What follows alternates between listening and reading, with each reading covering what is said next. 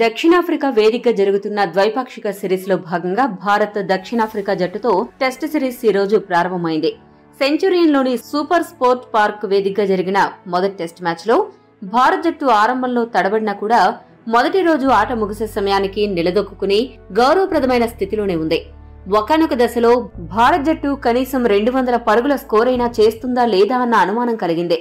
ఇలాంటి కలుషిత పరిస్థితుల్లో కేఎల్ రాహుల్ 70 పరుగులు చేసి అజేయంగా నిలిచి టీమిండియా 200 పైచిలకు స్కోరు సాధించడంలో కీలక పాత్ర పోషించాడు.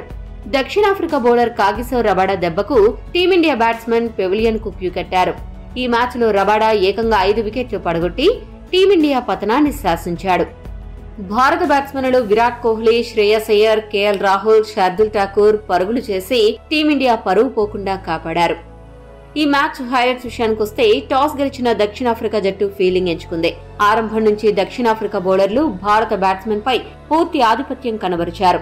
భారత ఇన్నింగ్స్ ప్రారంభించిన కెప్టెన్ రోహిత్ శర్మ, యశస్వి జైస్వాల్ ఇద్దరూ కూడా రక్షణాత్మక ధోరణిలోనే ఇన్నింగ్స్ ప్రారంభించారు. దక్షిణాఫ్రికా ఫాస్ట్ బౌలర్లు కాగిసో రబాడా, బర్గర్ ఇద్దరూ కొత్త బంతితో నిప్పులు చెరిగారు. వీరిద్దరి దెబ్బకి భారత టాప్ ఆర్డర్ నిట్ట నిలువునా కుప్పకూలింది. రోహిత్ శర్మ 5 పరుగులు, శుభ్మన్ గిల్ 2 పరుగులు, యశస్వి జైస్వాల్ 17 పరుగులు చేయగా కేవలం 23 పరుగులకే భారత్ జట్టు 3 వికెట్లు కోల్పోయింది. అటువంటి దశలో భారత స్టార్ బ్యాట్స్మెన్ విరాట్ కోహ్లీ, శ్రేయస్ అయ్యర్ ఇద్దరూ కలిసి భారత ఇన్నింగ్స్ ను నిర్మించే పనిలో పడ్డారు. ఎక్కడా ఆవేశానికి లోను కాకుండా సంయమనంతో బ్యాటింగ్ చేశారు. ఓపిగ్గా ఆడుతూ ఎప్పుడూ గతి తప్పిన బంతిని మాత్రమే బౌండరీకి తరలిస్తూ ఇన్నింగ్స్ నిర్మించారు. ఇద్దరూ క్రీజులో పాతుకుని జట్టు స్కోరును కొంచెం కొంచెంగా పెంచుకుంటూ వెళ్లారు. ఇదే క్రమంలో లంచ్ సమయానికి 3 వికెట్ల నష్టానికి 98 పరుగులతో భారత్ జట్టు పటిష్ట స్థితికి చేరుకుంది. లంచ్ తర్వాత ఇన్నింగ్స్ ప్రారంభించిన భారత్ జట్టుకు దక్షిణాఫ్రికా మరో షాక్ ఇచ్చింది. 50 బంతుల్లో 31 పరుగులు చేసిన శ్రేయస్ అయ్యర్ రబాడా బౌలింగ్ లో క్లీన్ బౌల్డ్ అయ్యాడు. ఆ తర్వాత వచ్చిన కేఎల్ రాహుల్ విరాట్ కోహ్లీతో కలిసి మరోసారి నిర్మాణాత్మకమైన ఇన్నింగ్స్ ఆడాడు. ఒత్తిడి అధికంగా ఉన్న సమయంలో కేఎల్ రాహుల్ కళాత్మకమైన షాట్లు ఆడుతూ భారత అభిమానుల్లో ఉత్సాహాన్ని నింపాడు. భారత్ జట్టు మంచి స్కోర్ సాధిస్తుంది అనుకుంటున్న తరుణంలో విరాట్ కోహ్లీ 60 బంతుల్లో 38 పరుగులు చేసి అవుట్ అయ్యాడు. కోహ్లీ అవుట్ అయిన తర్వాత ఇక భారత అభిమానులకు నిరాశ అలుముకుంది. అలాంటి ప్రతికూల పరిస్థితుల్లో శార్దుల్ ఠాకూర్ కేఎల్ రాహుల్ కు అండగా నిలిచాడు.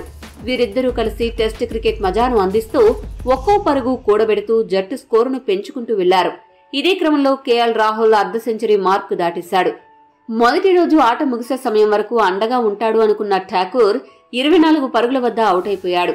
కేఎల్ రాహుల్ మాత్రం 105 బంతుల్లో 70 పరుగులతో నాటౌట్ గా నిలిచి భారత అభిమానుల్లో ఆశలను సజీవంగా ఉంచాడు. అయితే అంతలోనే వర్షం అంతరాయం కలిగించడంతో చివరి సెషన్ ఆటకు అంతరాయం కలిగి కేవలం 59 ఓవర్ల వద్ద మొదటి రోజు ఆట ముగిసింది.